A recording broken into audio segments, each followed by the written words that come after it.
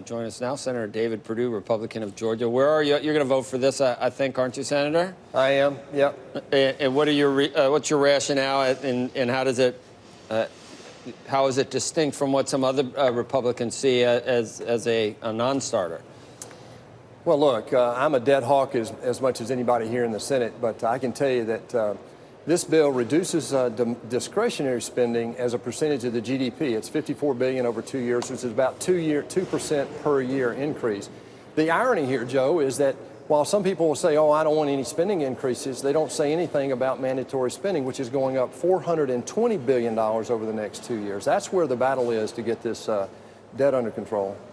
Okay, so in that respect, and I guess you like the certainty it provides for the military as well. That's a priority for you? Well, it does. I mean, we have three alternatives. One is to take this deal. Second is a sequestration, which would reduce military spending dramatically. We saw what that did a decade ago. And the third is another continuing resolution over the next year.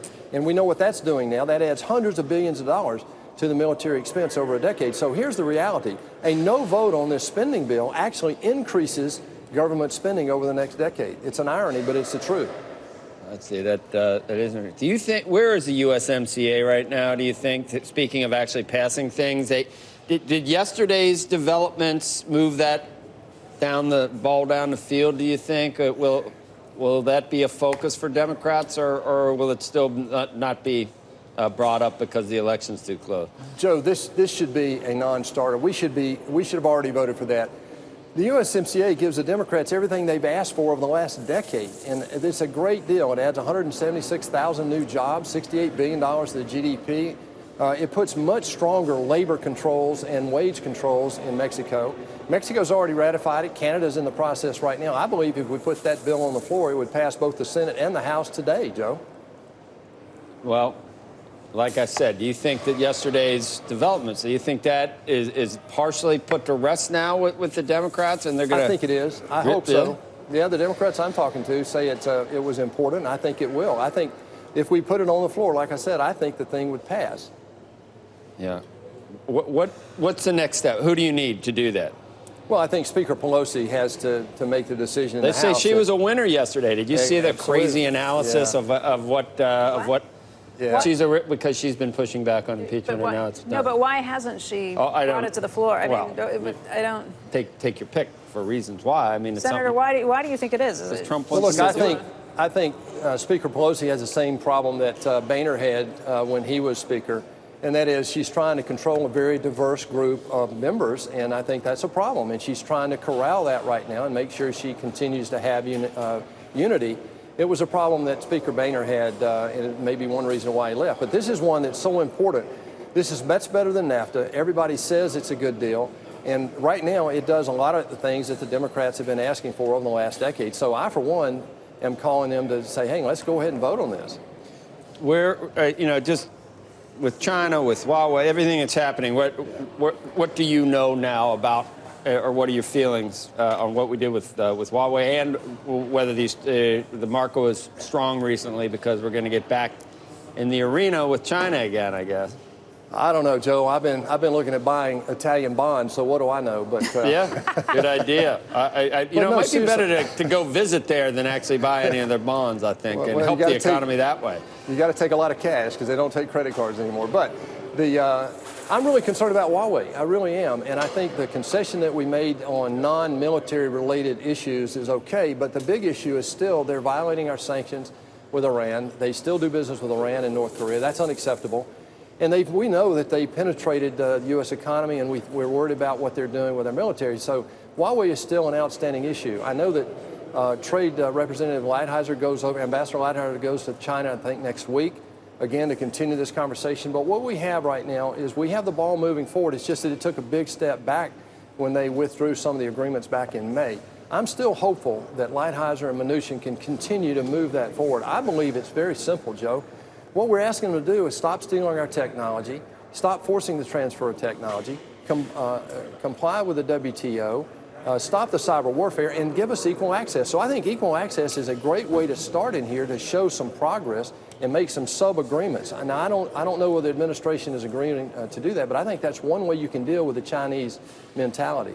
Senator, I wanted to ask you about a different issue. You're the former CEO of Reebok. You've been in retail. Dollar General. You know this world very, very well. Steve Mnuchin was on our air yesterday and said that Amazon was responsible in large part for the decimation, effectively, of the retail industry, and he encouraged the Department of Justice to look into them. What do you think? Well, the automobile killed the buggy whip makers too, didn't it? Look, this is globalization, it's innovation, and what they've done at Amazon over the last couple of decades has changed the landscape here. It was the Walmart impact back in the 70s and 80s that everybody complained about, but they lowered cost of goods here in the United States, increased consumerism, and actually increased the standard of living. So what they've done is they've used technology and innovation to change the entire retail landscape.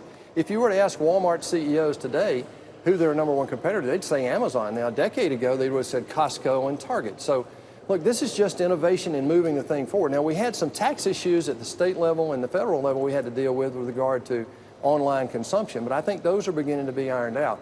But this is a new form of retailing, and we've got to adjust to it. So do you object to the efforts by the administration to investigate whether Amazon is a monopoly? Well, we want fair play, and obviously I think there might be a monopoly issue in here, but, you know, you could have said the same thing about Walmart a few years ago when I was competing with them at Dollar General. I certainly made that claim a few times, but, you know, that's something that's reasonable to investigate. I just think you're going to see other forms of this coming out right now. Now, they're trying to build out and go vertical in their distribution. We'll see if that's successful, but this is a new form of retailing that's not going to go away. And where do you stand on the worlds of Google, Facebook, Apple? By the way, in many respects, they have marketplaces and all sorts of other things that in the retail world as well. And clearly, the administration has put a target on their backs. By the way, this comes as you talk about the U.S. being more competitive globally and what it means for some of our biggest companies relative to some of the really big companies in China, for example. This is one of the problems with federal government oversight of an economy, a free enterprise system. This is innovative. These are innovative companies. They've grown very large. They're competing in the rest of the world. But let's remember, we don't have the right to do cloud computing in China. They have the right to do cloud computing here. So we still need to debate that. But with regard to antitrust and the size of these companies, this is a new era for oversight and regulation. What we want to make sure is that we have a level playing field for equal competitiveness among players so that we have innovation with small companies who are trying to get into this space and not pushed out by these large mammoth companies. I mean, that really was, people throw around the term Luddite. I mean, they didn't like the machinery for textiles. Sure, I mean, exactly. I mean, that's very similar to Mnuchin. I mean, he's living in I don't, what year is he living in? Are you objecting to what the administration's doing? I'm objecting to saying that about Amazon. Also, I push back at him about how much Bitcoin you got, Senator. Do you think that's going to, he said that's going to be gone in 5 or 10 years. There won't be any such thing. I'm not sure I'm with him on that either. Well, I'm not sure we know what that's going to look like in 5 years or in 5 minutes. This is a very rapidly changing area.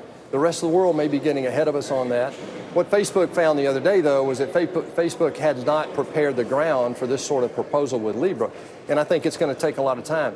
Look, I think we're about in the area where we were in 08 and 9, where some of the derivative traders in New York got ahead of the regulators here in Washington. I'm not a regulation freak, but this is one where we had some controls that needed to be put in place for this outrageous leverage that we had in the financial markets. This is a similar situation where Washington is trying to catch up. All right, Senator. Thanks again. Good to see you guys. Thanks. Good to see you again this morning. Thanks.